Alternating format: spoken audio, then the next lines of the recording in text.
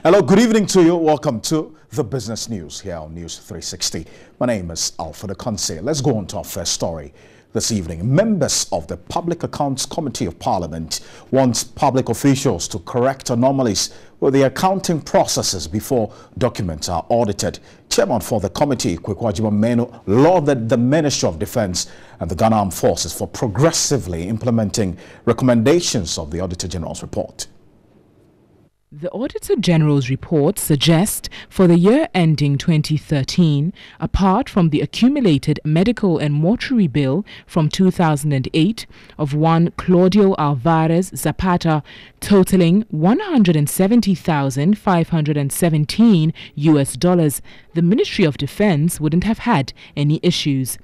Claudio Alvarez was captain of a Nigerian registered merchant vessel, MV Princess, who got injured and brought to the 37 military hospital, but passed away 3 days after.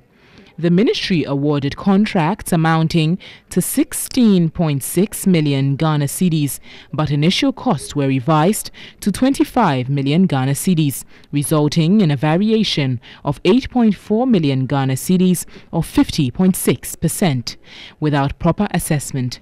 I would like to know if you went back to the tender committee to seek approval for the variation, because we are told in the PPA Act 663 that if a variation is above 10%, you should go back to the tender committee to seek approval. The Defense Minister, Benjamin Kumbo, lamented that this contract has been one of his greatest challenges, as the dress used by contractors was not existent. This issue of these projects has been the biggest challenge I have had since I went to the ministry in August 2014. We have gone through finance, we've collected all of them together, put a committee in place, and asked the committee to even locate the contractors. I have visited a number of these projects, some of them 95% completed, some 85%, and they've been lying there for the past 7-8 years. The challenge we are having now is that we are trying to put up public notices, because some of the contractors, their addresses with which they actually entered into this contract can no more be verified. Chairman of the committee, Kweku Menu, admonished all ministries, departments and agencies to avoid infractions. And if all institutions were trying to go this way, things were very bad 2011, not too bad 2012, only one infraction 2013. I think Ministry of Defense and all the forces commands should be recommended for taking audit queries very seriously and working so seriously on them. The Transport Ministry will take its turn when sitting resumes on Monday. The concerned Adansi Forum has accused government officials in Ashanti region of condoning a recent invasion of mining concessions belonging to Anglo Gold Ashanti by illegal gold miners at Obuasi. The group from major mining communities is particularly unhappy with the Ashanti Regional Minister John Alexander Kon for failing to protect the interest of Anglo Gold. A report by Benjamin Edo. The concerned Adansi Forum accused the government of deliberately failing to lease out the 60% ceded Anglo Gold Ashanti's concession to licensed small-scale miners. The spokesperson of the group, Enoch Ahre Afuakwa, says a quick intervention will forestall any unforeseen circumstances and restore investor confidence in the Obuasi mines. Bring back the lost investor confidence in the Obuasi mine as a result of the siege of the fenced operational areas of the mine by intruders. Allow the state security, police and military currently deployed to protect the Obuasi mine and its installations to carry out their legally mandated duties without any shred of fear or favor and devoid of any political interference. Put measures in place to restore the mine back onto the path of prosperity and profitability, not exceeding the 2 years period granted by government to undertake care and maintenance of the mine. Anglo Gold Ashanti has threatened to shut the mines following constant invasion of its 40% mining territory by the Galamsey operators. The illegal miners currently occupy a chunk of the company's remaining concession, despite ceding 60% of the mineral land to government to release to licensed small-scale miners. The company has given the government a 1-month ultimatum to guarantee its security.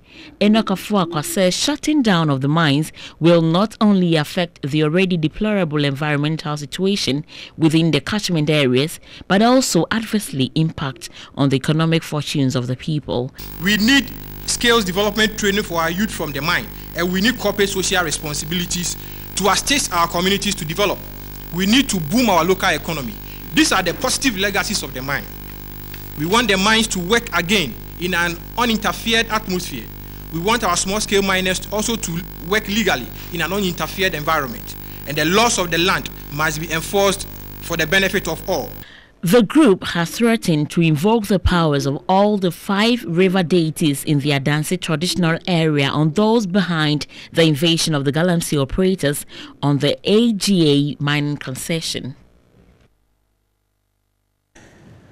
Puma Energy has launched its operations in Ghana with its acquisition of UBI Petroleum and partnership with Blue Ocean Investments for the storage business. The company aims to deliver quality and affordable fuel to the Ghanaian market.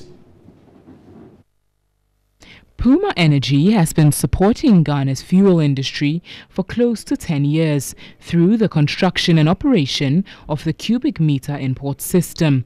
But with its acquisition of UBI Petroleum in February 2016, the 23 service stations of Grace Petroleum, Puma Energy, is set to become a local player in Ghana's downstream sector. The Minister of Petroleum, Ama Kofi Boa, hinted that government is working on local content for the downstream sector. Petroleum downstream sector in Ghana is beaming with opportunities, with the country edging higher up the scale of middle income status. There's certainly strong stimulated demand for petroleum products. The stats shows that the volumes of petroleum products consumed in the country annually continue to surge. The Chief Operating Officer for Africa, Christophe Zaid, said the company seeks to build infrastructure and make fuel available and affordable to consumers through its growing retail network stations. I believe that this presentation should have given you a clear view that Puma is effectively not selling shoes, is selling fuel, high quality fuel, but even more is delivering key infrastructure globally to make sure that economies can grow. Puma Energy, through its partner Blue Ocean Investments, has put up 3 new storage terminals at the Kotoka International Airport, Tema Ridge and Takrady. Previously in Ghana, we had 750,000 litres of storage. So what we're seeing here is a 33 times, I should say, increase in the capacity to store aviation fuel in the country. Now, as you can imagine, that makes it more attractive for international customers, international airlines that want to come to Ghana. With its focus on integrated midstream and downstream activities, Puma Energy has a reputation in achieving significant economies of scale and operating efficiencies, which translates into competitive costing, risk management, secured supply, and seamless delivery.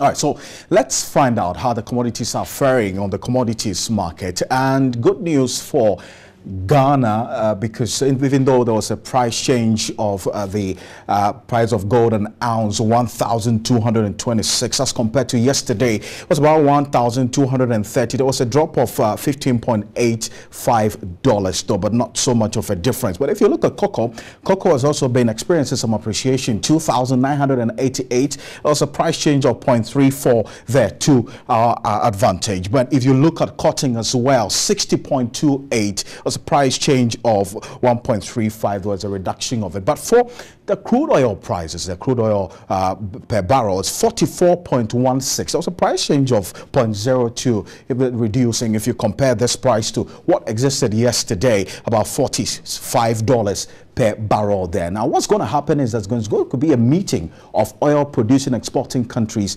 in Doha in Qatar, but there is no decision reached as yet by the weekend about the level of production of crude oil on the world market. And means that we're going to be experiencing another burst of the price of crude oil on the world market again. So we'll be keeping an eye on the price changes of the crude oil on the world market ahead of that crucial meeting of the OPEC in Doha. That's over the weekend. We'll be bringing you some more updates on that later on as we go on. But that's it for the business news this evening.